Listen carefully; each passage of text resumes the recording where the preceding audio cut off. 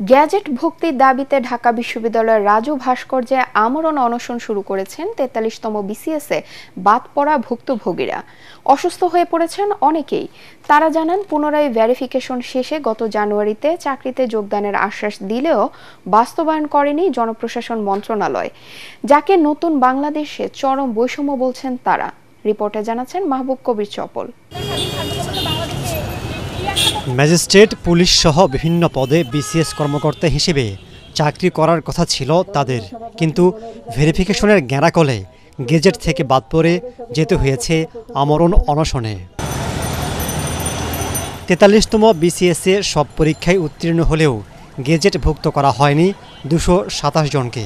গত জানুয়ারিতে পুনরায় ভেরিফিকেশন করে দ্রুত নিয়োগের আশ্বাস দেন জনপ্রশাসন সচিব। এই যে ২২৭ বললাম, এর মেজরিটি, মোর দ্যান মেজরিটি আপনারা এই যেভাবে বিজ্ঞাপন জারি হয়েছে যারা নর্মাল তাদের পক্ষেও জারি হবে। শুধু একটা প্রক্রিয়ার ব্যাপার, দে উইল গেট ইট। কিন্তু ৪ মাসেও সে আশ্বাস বাস্তবায়ন হয়নি, ফলে চরম হতাশায় চাকরি প্রার্থীরা ২৯ এপ্রিল থেকে বসেছেন আমরণ অনশনে।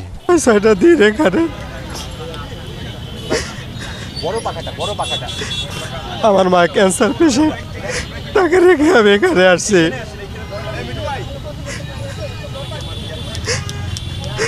এই জীবন আর ভালো লাগে না, কষ্ট। আজ গেজেটের হয়েও দ্বিতীয় গেজেটে বাদ পড়েছি।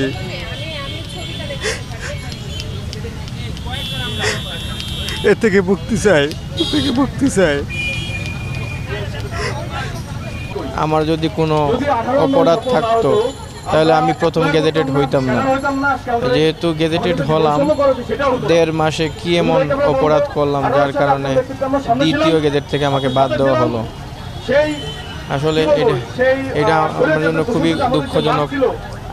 আমার পরিবার সহ আমি খুবই হতাশায় এবং দুশ্চিন্তাধীন যাচ্ছে। ২৪-এর আন্দোলনে বলেন, 18 আন্দোলনে সরাসরি সম্পৃক্ত, সেখানে আমাদের সাথে এরকম বৈষম্য, এটা খুবই অনাকাঙ্ক্ষিত এবং 100% আমরা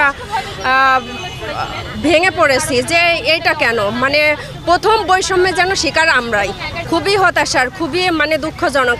বিশেষ করে ভাই, আমাদের শ্বশুর বাড়ি, বাবার বাড়ি, কর্মক্ষেত্র সবকিছু ফেস করতে হয়। মানুষ মনে করতেছে কি ক্রিমিনাল যে এদেরকে বাদ দিয়েছে, মুখ দেখানোর মতো অবস্থানে। আমরা যে কি মানবেতর জীবনযাপন করতেছি। জনপ্রশাসন মন্ত্রণালয় থেকে পুনরায় আমাদের একটা সামারি তৈরি করা হয়েছে এবং সেই সামারিটি সাইনের জন্য প্রধান উপদেষ্টা মহোদয়ের কার্যালয়ে পাঠানো হয়েছে।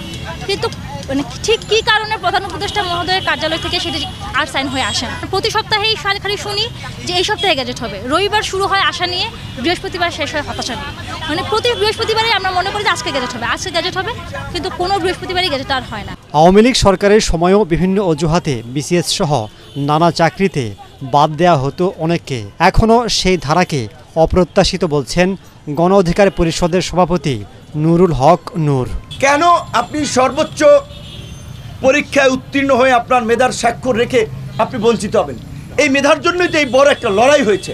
তাদের মেধার যেন মূল্যায়ন হয়, সেই বিষয়ে আমরা রাষ্ট্রকে, সরকারকে আমরা পদক্ষেপ নেওয়ার অনুরোধ জানাই।